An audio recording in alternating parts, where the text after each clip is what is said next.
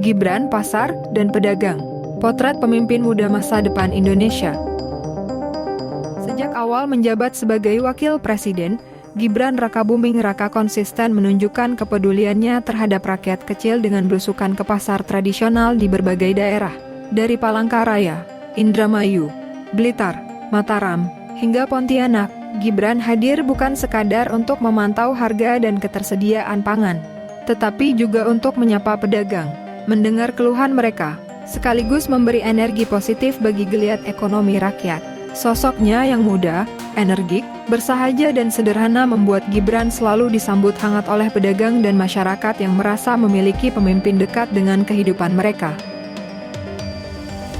Awal perjalanannya terekam saat Gibran belusukan ke Pasar Kahayan, Palangkaraya pada 4 November 2024. Kedatangannya langsung disambut antusias oleh para pedagang dan warga. Lorong-lorong pasar yang biasanya hanya dipenuhi transaksi jual-beli, berubah menjadi arena pertemuan hangat antara pemimpin muda dan rakyat. Senyum, jabat tangan, dan swafoto menjadi pemandangan sehari itu. Gibran berjalan menyapa pedagang sayur, ikan, hingga bahan pokok. Ia tak segan berbelanja langsung sembari berbincang santai tentang harga dan stok barang. Bahkan, ia juga membagikan susu kepada anak-anak yang ada di pasar. Kehadirannya seakan menjadi hiburan dan kebanggaan tersendiri. Para pedagang mendoakan Gibran agar sehat selalu dan terus dekat dengan rakyat. Dari Palangkaraya, terlihat jelas bagaimana citra Gibran terbangun sebagai pemimpin yang tidak berjarak dengan masyarakat. Menjelang Idul Adha 1446 Hijriah, tepatnya tanggal 23 Mei 2025, Gibran kembali turun ke pasar. Kali ini di Pasar Baru Indramayu, Jawa Barat. Dengan penuh perhatian, ia menelusuri kios-kios sembako untuk memantau harga dan ketersediaan bahan pangan. Para pedagang antusias menyambut kehadirannya, sementara ibu-ibu bergegas menghampiri hanya untuk sekadar bersalaman atau berfoto. Dalam dialognya, Gibran mendengar keluhan pedagang mengenai harga pangan yang fluktuatif dan kondisi pasar yang belum direvitalisasi sejak 1994. Dengan gaya khasnya yang sederhana, ia menegaskan bahwa pemerintah akan memberi perhatian lebih, bukan hanya pada stabilitas harga, tetapi juga pada infrastruktur pasar. Dari kunjungan ini, Gibran memperlihatkan bahwa kepeduliannya bukan sekadar retorika, tetapi juga menyentuh aspek nyata kehidupan pedagang.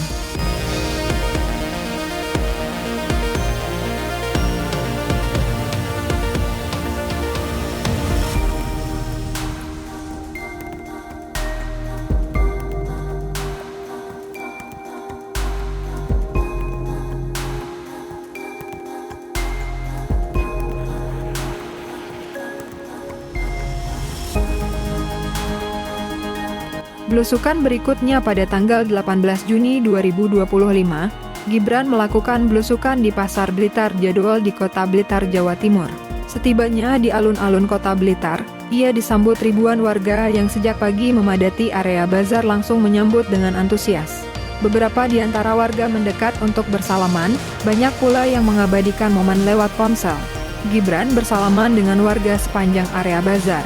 Setibanya di dalam area bazar, Gibran mengecek berbagai jenis produk pelaku UMKM di Blitar. Selanjutnya, ia berkeliling mengunjungi stand-stand dan sekaligus memborong produk lokal, mulai dari jenang, batik, hingga kendang. Ia memuji kualitas produk pelaku UMKM di Blitar yang dinilainya semakin siap menembus pasar global. Gibran menyebut pengemasan produk sudah cukup baik, namun perlu ditopang dengan strategi promosi dan jejaring yang lebih aktif. Kehadiran Wapres di tengah keramaian Blitar memberi energi baru bagi geliat ekonomi rakyat di kota proklamator. Gibran secara khusus menyebut produk kendang Blitar sebagai potensi unggulan yang layak menembus pasar Afrika. Ia mengaku telah bertemu sejumlah pelaku usaha yang tengah mengembangkan pasar ekspor. Tak hanya memuji, Gibran juga menitip pesan agar pemerintah kota Blitar lebih sering menggelar event yang melibatkan pelaku UMKM. Ia melihat antusiasme warga luar biasa.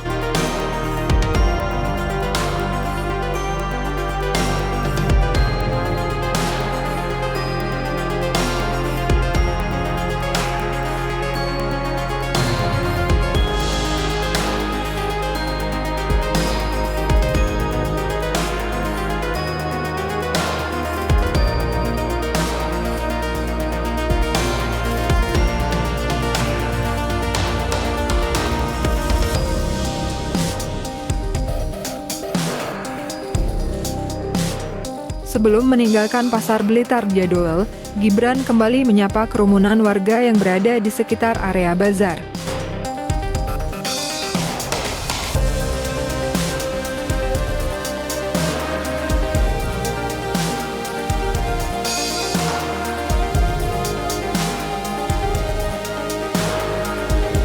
Belusukan Gibran ke pasar tradisional berlanjut di Pasar Flamboyan, Pontianak, Kalimantan Barat tanggal 23 Agustus 2025. Seperti biasa, kedatangannya disambut penuh semangat oleh pedagang dan masyarakat. Ia berjalan di antara kios, berdialog dengan pedagang, memantau harga bahan pokok, dan membeli sayur mayur serta ikan asin. Selain berbelanja, Gibran juga memberikan catatan penting, pasar harus lebih bersih, rapi, dan tertata agar nyaman bagi pedagang maupun pembeli. Pesan itu disampaikan bukan dengan nada instruksi kaku, melainkan dengan penuh persuasif dan hangat. Kehadiran Gibran di Pontianak menegaskan bahwa belusukan pasar baginya bukan sekadar agenda protokoler, melainkan bentuk nyata keterlibatan seorang pemimpin dalam kehidupan rakyat kecil.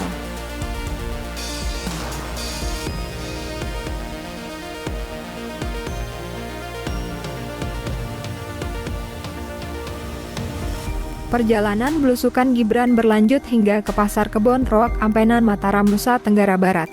Kedatangan Gibran disambut antusias oleh para pedagang dan warga, terutama kaum ibu-ibu yang sudah memadati area pasar sejak pagi hari. Gibran dengan ramah menyapa warga, bersalaman, dan melayani permintaan swafoto. Saat menyusuri lorong-lorong pasar, Gibran terlihat berbelanja berbagai kebutuhan dapur. Ia memborong komoditas lokal seperti bawang merah, bawang putih, cabai, gula aren, tempe, dan berbagai bahan pangan lainnya. Salah satu pedagang bawang mengaku sangat bangga dagangannya dibeli langsung oleh Wakil Presiden. Antusiasme warga terlihat jelas saat para ibu-ibu berebut bersalaman dan berfoto dengan Gibran. Beberapa di antaranya bahkan membawa perlengkapan seperti tripod dan clip-on hanya untuk mengabadikan momen bersama Gibran. Belusukan ini memperlihatkan sisi merakyat Gibran, yang meski menjabat orang nomor 2 di Indonesia, tetap membumi bersama pedagang kecil. Dari rangkaian belusukan di pasar, Gibran menggambarkan sosok pemimpin muda yang energik, merakyat, dan penuh perhatian pada ekonomi rakyat kecil. Ia tidak segan membaur, mendengar keluhan pedagang, memberi solusi, bahkan ikut berbelanja langsung. Citra ini memperkuat pandangan bahwa Gibran bukan hanya wakil presiden, tetapi juga simbol pemimpin masa depan Indonesia yang mampu menghadirkan harapan. Ia hadir bukan sekadar dengan kata-kata, melainkan dengan tindakan nyata yang menumbuhkan rasa percaya rakyat.